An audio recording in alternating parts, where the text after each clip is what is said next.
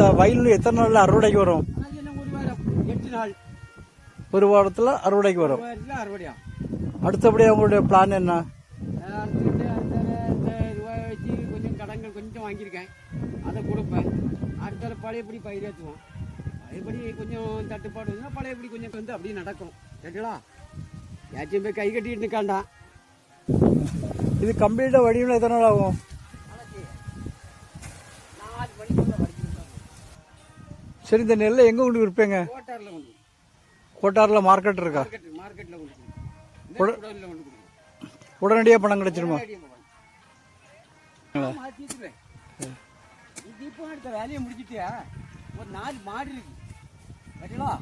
அந்த மாட்டுக்கு 5 புல்லா இருக்கணும். 4 மாடு இல்ல, ஒரு மாடுனா சரி. நமக்கு 4 மாடு இருக்குல்ல, மாட்டுக்கு போ. வீடியோ பிடித்திருந்தால் சப்ஸ்கிரைப் பண்ணுங்க.